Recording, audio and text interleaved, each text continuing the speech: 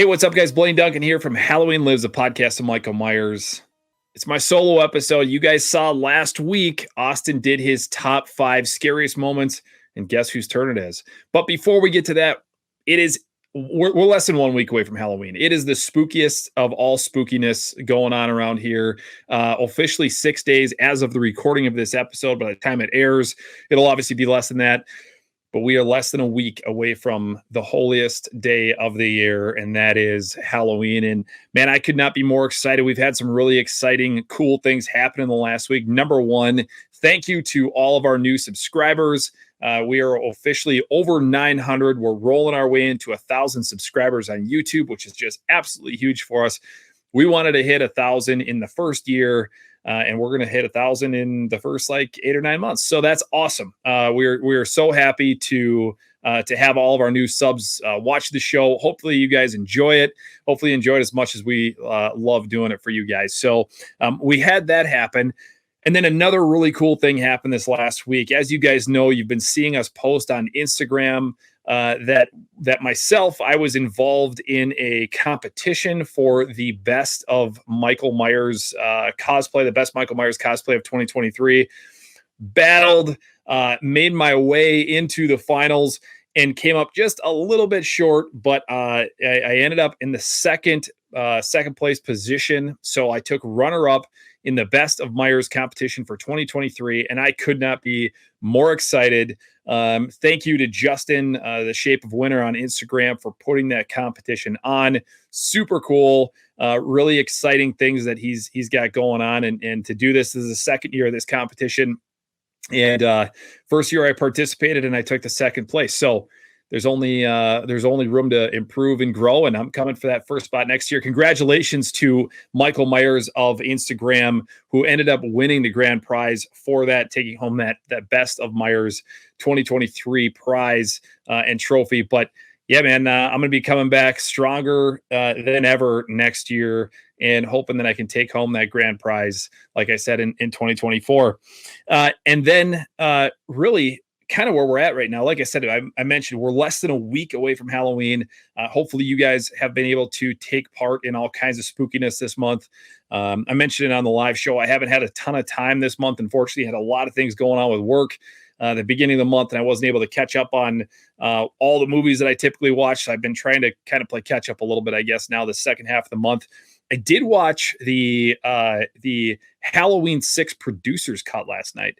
It's only the second time I've ever seen it. I hadn't watched it in probably, I don't know, the better part of maybe 5 or 6 years. And I remember liking it more the first time I saw it. And I don't know why. Maybe I was just tired last night, but I didn't like it, I guess, as much as the theatrical version, which is different than the first time that I saw it, because I remember watching it going, this is the version they should have gone with. But there were a lot of things that they did in the producer's cut that just seemed kind of far-fetched to me.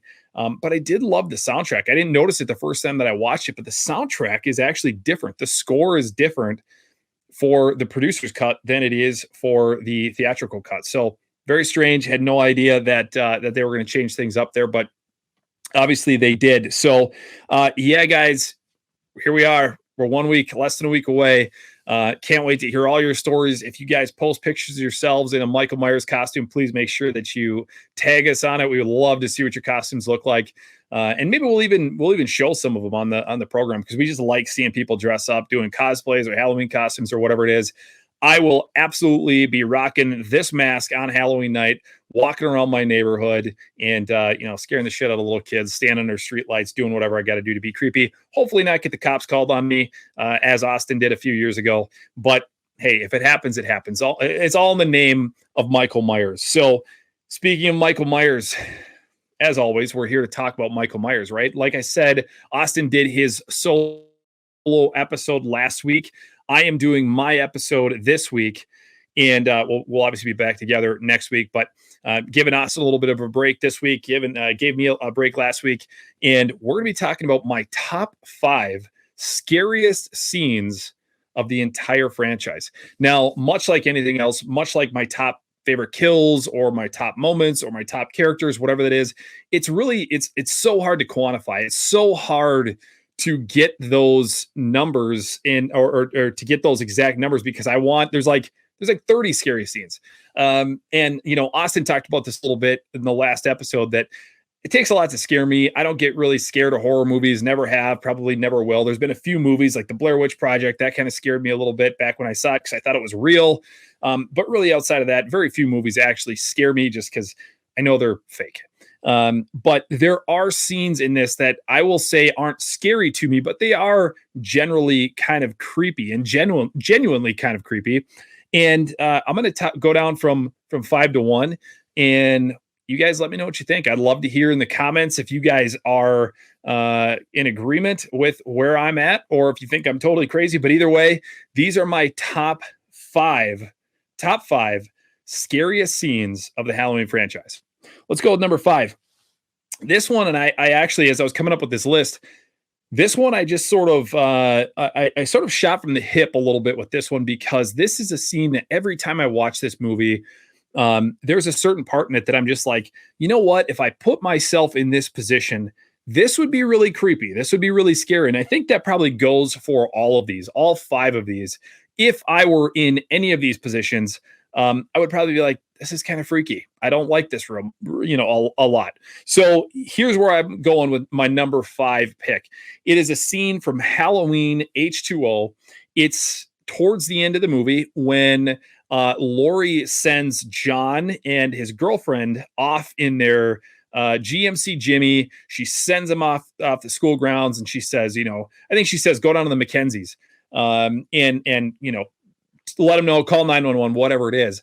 And then the gate closes, and she takes that rock and she smashes the little gate keypad thing, and she starts walking to find Michael, and she screams his name. And I specifically remember in the trailer, I remember seeing that specific scene in the trailer. And so that resonates with me a little bit from back in the day when this movie first came out. But I remember the first time I watched it being like, this would be actually really creepy. She's alone in this essentially locked down school. It's a gated school, so you have to assume there's fences all around it. She knows Michael is there. She knows he's there. He already killed her boyfriend. She thinks, at this point that Ronnie is dead. The security guy, her only hope for, some sort of assistance or help is dead. And why not go try to track down Michael Myers herself? So that's exactly what she does. So she had the opportunity to escape. She had the opportunity to drive away with John. And she's just like, you know what? This is the reckoning. This is the moment when Michael Myers and Laurie Strode need to meet for what was supposed to be their final showdown. And this is that moment. So she smashes the rock on the keypad, and she goes after him. And obviously she starts walking through the school. It's quiet. You get the scene with the windows are open and the curtains are blowing, and she's walking around. She grabs the axe, and that's when Michael lowers himself down. And we see that scene, and it doesn't really, it's not a scary scene in the sense, because it's not like a jump scare. You just see Michael slowly lower himself down. And when he goes and we did talk to Chris, Chris was on the show, and we talked to him about that scene in particular. And that was sounded like it was a little bit of a shoot from the hip kind of thing, where they're like, hey, do you think you could go hang from that pipe? And he was like, yeah, we'll give it a shot. We'll see what we can do. So that's what he did. And he lowered himself down, and she turns around and she whacks at him with the axe, and they have this whole scene, right? This back and forth scene. Eventually they make their way, they go upstairs to the kitchen, and she's throwing knives at him, and eventually she stabs him. And one thing I did pay attention to when I just watched H2O last week is she stabs him 6 times. I think I counted that right. It's either 5 or 6, but I'm pretty sure it's 6. She stabs him 6 times, just like in the 1978 film where he shot 6 times and then he falls over. However, I did notice a little bit of a flub that I've never ever noticed in this film before, is that if you watch that scene, she stabs Michael, and she sticks the knife the last time, and he falls down to the floor below, and you see him land, and the knife is sticking out of his chest. But then they go back to Laurie, and she's standing there with the knife in her hand. And then she obviously returns back downstairs, and she pulls the knife out of his chest again, and she goes to stab him. And that's when Ronnie comes in. So I did notice there was a little bit of some continuity issues there. Somebody missed that one, but hey, we still love the film nonetheless. So that is my number 5 scariest scene, just because once again I put myself in that position and I'd be a little bit freaked out. I'd be a little freaked out if I knew I was trapped in this area and Michael Myers was there, but I didn't know where he was, and I knew he was waiting for me. That's sort of the key. Is like she was after him, but he was waiting for her. And that's just sort of that's a creepy idea. So that is my number 5. Moving on to number 4.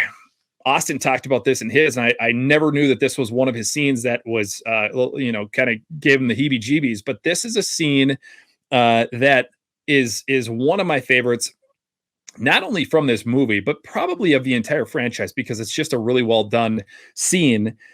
And I'm talking about the Rob Zombie's Halloween 2 dream sequence, obviously at the beginning of H2. This movie started out so great, in my opinion. And after this scene, it really kind of starts to change. The look and the feel of this movie just really starts to change. But when you first watch this, you're like, damn, this is intense. There is, I think, well, number one, let's start out talking about how the movie just sort of opens with Laurie walking down the street and Brackett comes and he finds her.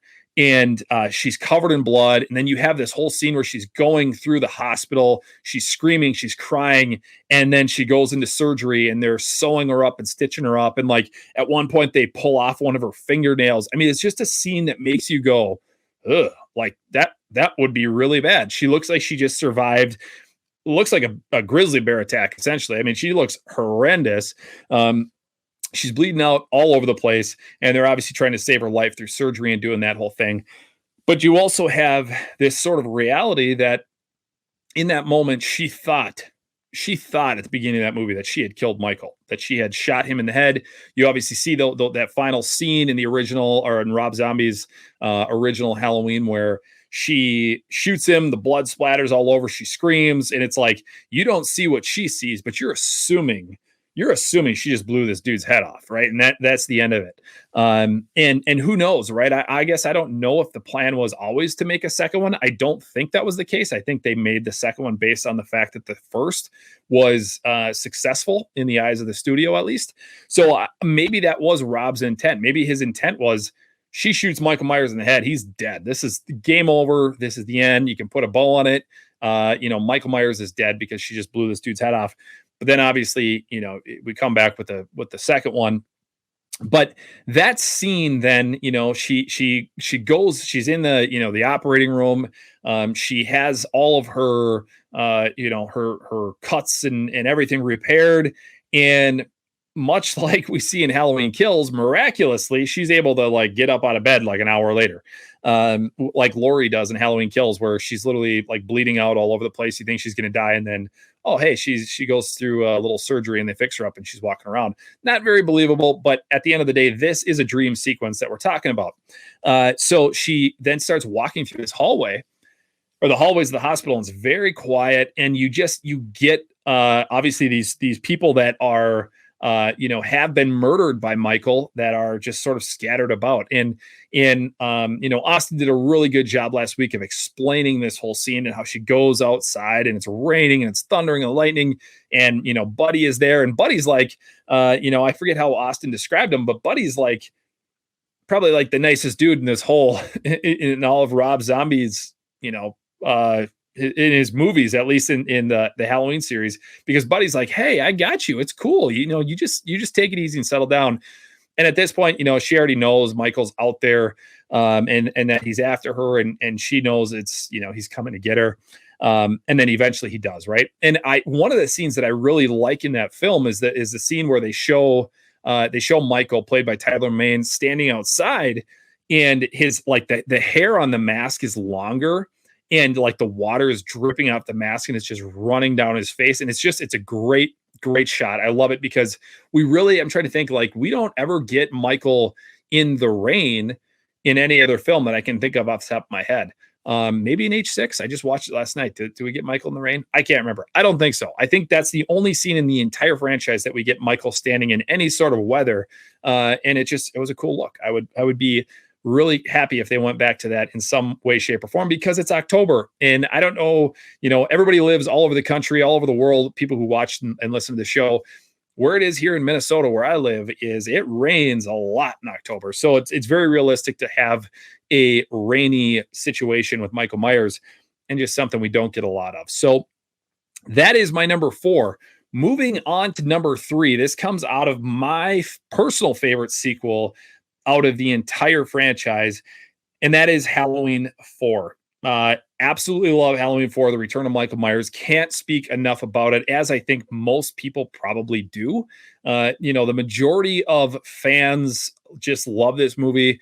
I think I mentioned this on the show, and Sean Clark, when he was on, he mentioned himself that he's not a fan of this, and that surprised me. I was really shocked to hear that, because literally, I don't know that I've ever talked to anybody else who's like, Halloween 4 sucks. It's just like, oh, okay. I mean, whatever. That's awesome to have your own opinion. We all have our own opinions, but it was just surprised me a little bit, because Halloween 4 is so loved and adored by most fans. But this scene specifically comes out of Halloween 4, and it's a scene where a lot has already happened. A lot. We're probably, I think we're probably in the final act of the film, if not maybe just like turning the page into the final act of the film. In the scene that I'm talking about is where Rachel and Jamie get picked up, and they show up at Sheriff Ben Meeker's house, and Loomis is there, and there are other cops there, and they're basically like, I mean, it's like Night of the Living Dead, basically, in the version of Halloween. Like they're boarding up the windows and making the house like this secure fortress. And it's nighttime. Once again, they know Michael is out there. They're trying to track him down. And there's something just very creepy about that scene to me. And I can't necessarily put my finger on it. Like, this was one that I really went back and forth and debated in my head about, or even where it was going to land on my list. And the more I thought about it, I'm just like, maybe it's not so creepy as much as I just love this scene in general. And I've talked about this on the show before. Like, this scene is just, it's how I would picture a real situation being if this were actually to happen, where, people are basically like scared shitless, and they're holed up in their homes, doing whatever they can to protect themselves from Michael Myers coming to find them. And that's sort of where we're at. So Meeker is there, and he's like handing out guns, and that's when he tells Brady, he's like, hey, if I catch you doing anything to my daughter, I'm going to use that gun on you. Like there's that whole scene. And if I remember right, that's actually the scene where when they come in, I think that's where the two kids had just been kind of screwing around on the couch. I can't remember that for sure, but I think that's where it is. And Brady gets up, and he's pretending to read like a magazine, and acting like nothing suspicious was going on. But then obviously there's a lot of things going on, and they are, I don't know if they're up in the attic or they're down in the basement. It's never clear to me, but at one point, Rachel ends up getting on like the CB radio, and he's like, hey, if you hear them, if you hear the troopers coming, whatever he says, like call me or let us know, or, whatever he says, tell them where to go. Which I think is weird. It's like, well, okay. But I guess Michael had technically at that point wiped out basically half the police force. So he was doing whatever he could. Sheriff Meeker was doing whatever he could to protect, obviously his house, but the town as well. But there's just something so incredibly creepy to me about that scene. And like I said, I go back to this as when I think about the scariest or creepiest moments for me, they're always, if I put myself in that situation, would I be creeped out? And I think the answer to that question is yes. If all of this stuff was going on, if this were real life, this is probably very realistic to how it would be. It's much like I talked about it, like it is much like Night of the Living Dead or any of those zombie films where people are like boarding up their homes and they're trying to protect their families. They have their weapons out and they're ready for war. Basically, they're protecting their castle, and that's the scene that we get there. Now the scene progresses on, and Michael eventually makes his way into the house. He gets into the house, and there's a really great scene where he takes the rifle, and before he takes the rifle and shoves it through And I'm blanking on her name right now, but through the girl, the cops do it by the book girl. I can't remember her name right now. But there's a scene where they kind of set this up where the one cop is just kind of waiting in the rocking chair and he's got a shotgun. He's just waiting there. And they set up that scene.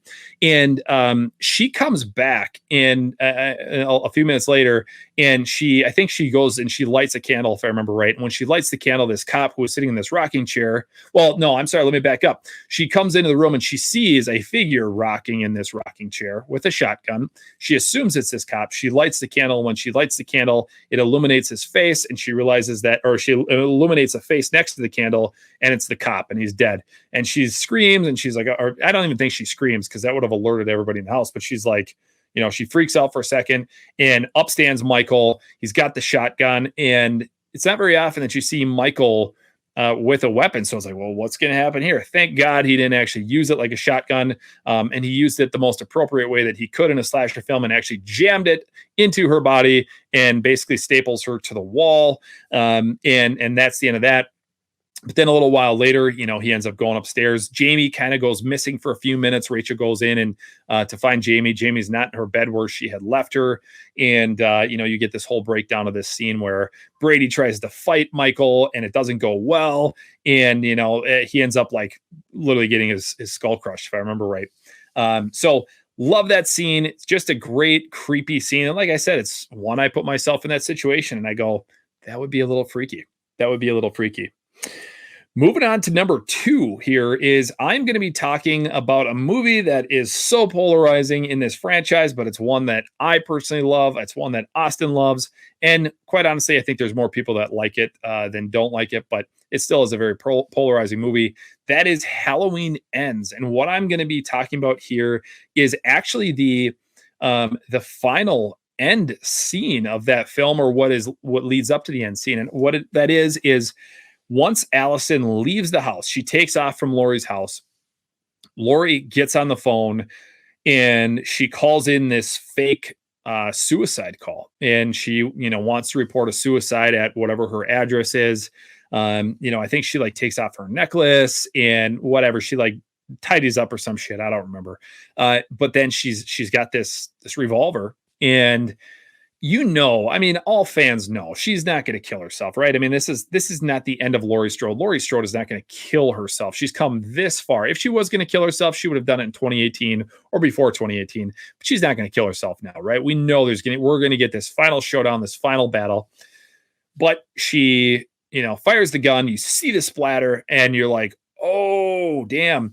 But at the same time, we also know that Corey or somebody, the Shape or Corey, is in the house because he's kind of watching this unfold. He goes upstairs and he sees this splatter, which ends up being the pumpkin. And, you get Corey, he pushes the door open with his hand, and Lori is standing there holding the gun. And she's like, you didn't really think I was going to kill myself, did you? And then she shoots Corey. He falls down the stairs backwards. And ultimately that's where he ends up dying because he stabs himself in the neck. He actually dies a little bit later in the movie, but he ultimately, stabs himself in the neck. But you have then this scene where it's just really creepy because the music, if I remember right, there's like no music, and you just sort of have this ambient background noise, and all of a sudden Lori realizes, like Allison walked in, she came back. And she walked back in and she sees Lori standing there with a knife and whatever. And Lori's trying to explain this isn't what it looks like. But after that scene happens, Lori's in the house, and that she knows that Michael has come back. He's back in the house. And you get this scene where I think you just see the mask laying on the ground, and Michael takes a couple steps forward, and you see his hand reach down and grab that mask that's laying there. And once again, like I put myself in that situation.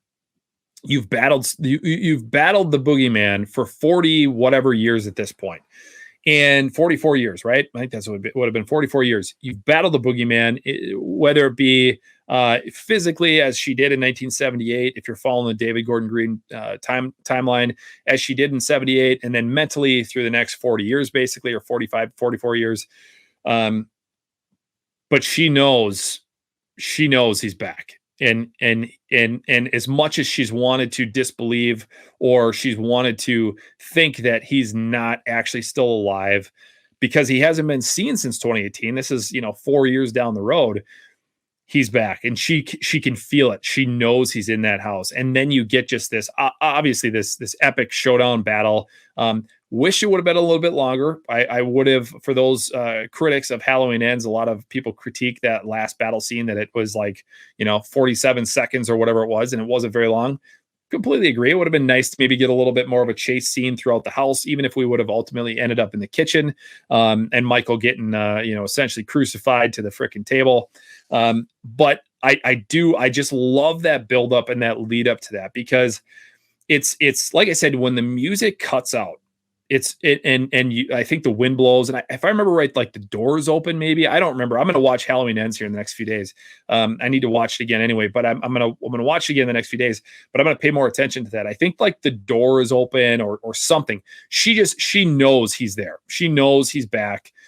She can feel it, and it's not Corey this time. Corey's laying freaking dead on the foyer floor, and she knows that Mac Daddy Michael Myers is back, and he's gonna try to kill her, right? So just a really great scene, and one that I just find incredibly creepy. And that's why it's my number 2. A lot of people, like I said, don't like Halloween Ends. Totally understand it, totally respect it. Don't necessarily agree with it, because I think it's a great film in its own right, but that's my number 2. And moving on to number 1 this is a scene that every time I watch this movie, every time, I'm always like, that's creepy.